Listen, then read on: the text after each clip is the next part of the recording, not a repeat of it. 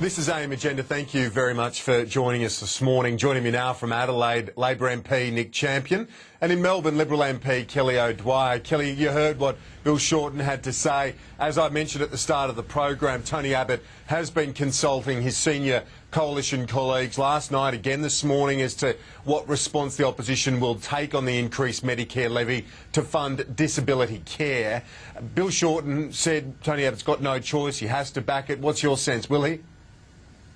Well, look, I was watching that breathtaking performance by Bill Shorten just now. All that confected outrage. It's just a complete, pity that it is so divorced from reality.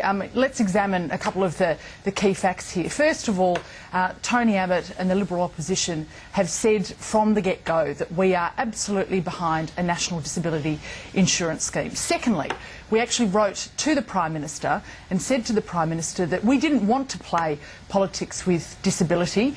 We wanted to make sure that there was a fully funded scheme in place, and we offered a bipartisan committee to actually examine these issues.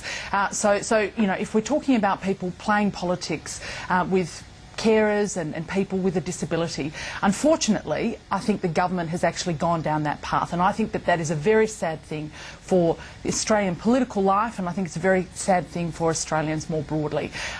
Thirdly, let's examine the facts. Bill Shorten says it's important that actions speak louder than words, and all we have heard from this government is words, words after words.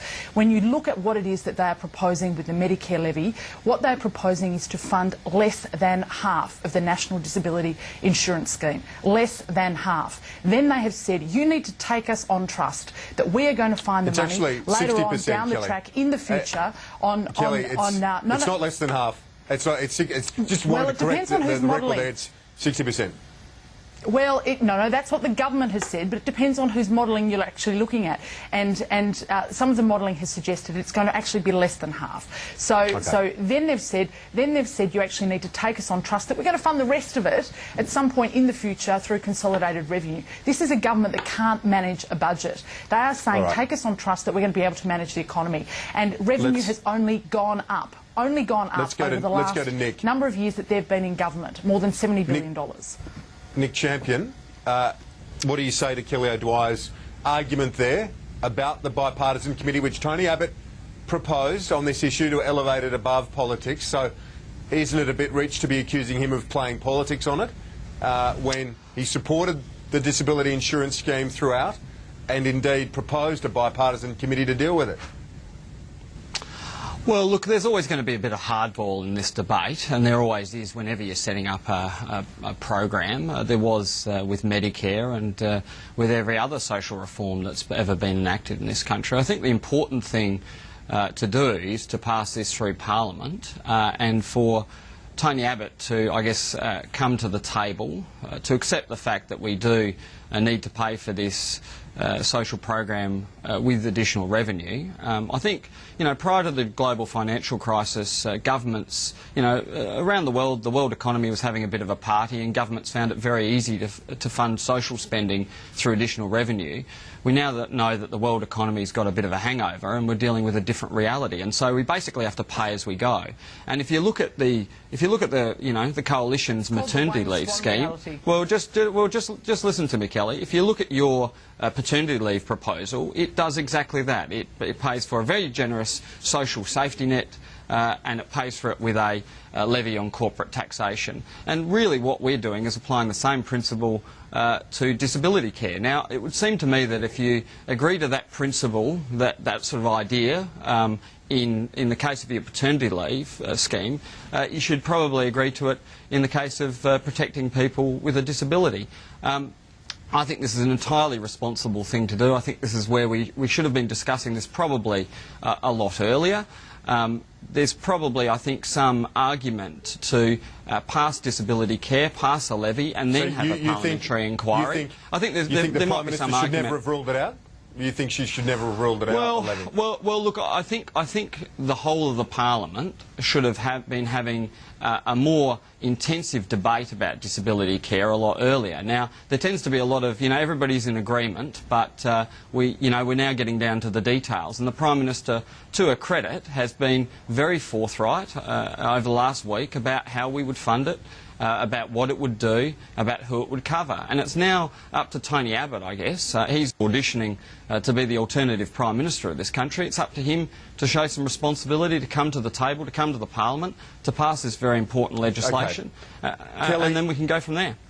Kelly, not only is Mr Abbott the alternative Prime Minister, according to all the polls, he will be Prime Minister as of September 15. So in that context, and with Joe Hockey knowing that he's got to make the numbers add up, and ahead of Tony Abbott's announcement today, with the knowledge that you've got to look for revenue streams for all sorts of things, not the least of which is this expensive but worthwhile initiative, why not just take the levy, let the government cop the flak for it, but have it introduced and move on? Well, obviously, Tony Abbott's going to make some announcements later on this morning, but I'll make this point in relation to what Nick just said. He talks about the global financial crisis, he talks about a hangover. Well, in fact, let's look at exactly what's happened with revenue in Australia since 2007, since the coalition-left government. Revenue has only gone one way, and that is up. It has only gone up. This government is receiving more revenue than we received under the last year of the coalition government, $70 billion more. Each year it has been going up, and this government can't manage its budget. Now, the core role of government is to be able to manage the priorities of all Australians. That's what it does through consolidated revenue. That's what it should be able to provide for. But it has got the priorities wrong, and more importantly, it's often got the detail incredibly wrong. But we know that the Prime Minister's not terribly good with detail, and yet we're... Joe Hockey's going to have to make the numbers add up. It's not a terribly easy time when you look at the $12 billion hole in revenue. The point I asked you, I'd like you to address it directly if you can, that he's not going to knock back streams of revenue, is he, when he's the one who's going to have to make the numbers add up September 15? He's smart enough to know that, isn't he? Well, this government has got us into a huge financial crisis. We've got gross debt now of more than $260 billion. We've got significant net debt now of over $150 billion, and we have seen deficit after deficit adding up to over $172 billion. It's a government that can't manage the economy, despite the fact that revenue has only been going up. So it presents some real challenges to us as an incoming government, if that is what we will be after the 14th of September. Now, I'm going to leave any announcement that will be made later on this morning to Joe Hockey and to Tony Abbott. But this government has left a real financial mess. It talks the talk about having levies that are going to fund particular announcements, yet we saw that you couldn't even trust them on their own initiative, the Education Investment Fund, which they put $2.5 billion into.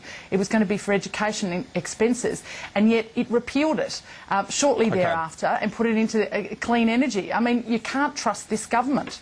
Nick Champion, on the carbon price as well, when we look at the budget issues, there's a report in the Financial Review today saying that the revised forecast for the carbon price when Australia links up with the Europe scheme is going to be halved by Treasury from $29 to $15 per tonne. That's the forecast, and if that's the case, it will leave a revenue hole of about $3 billion, which was going to be spent on tax cuts, pension increases and so on as compensation. So the budget issues just get worse and worse. Well, look, to Kelly's first point about additional revenue being raised by the government, well, that's true for every government because, of course, the economy's grown and prices have grown. And so, I just want to clarify that point because I throw that point around. But, of course, the economy's grown and prices have grown, so, of course, revenue grows, but proportionally it's less than the Howard government raised. And if the Howard government, if we had kept the taxation rates at Howard government levels, we would have raised about $28 billion more. Now, to your point about the carbon price, well, to the point about the carbon price... We didn't have those.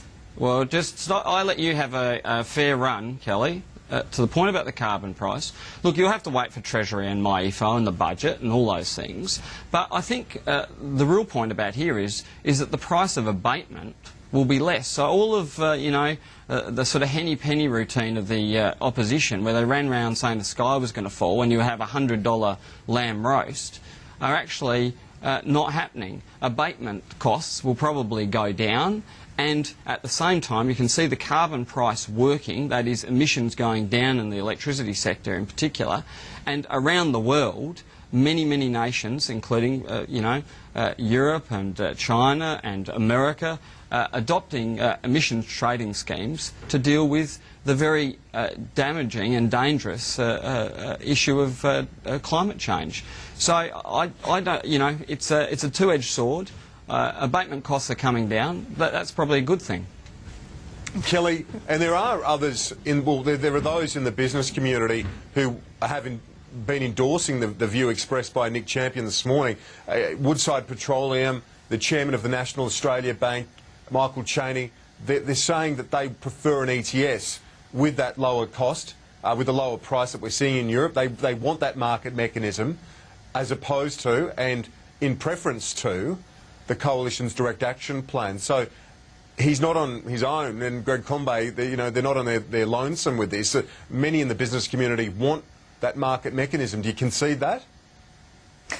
Well, I think what Nick was talking about was the fact that it was very difficult to defend another $1 billion blowout in their carbon tax, another $3 billion. This is on top of all of the other $1 billion blowouts that we've seen, because they just don't get the detail right. They just can't get anything right, and this is yet another example of that. They're modelling now that it's going to be $15 a tonne rather than the $29 a tonne.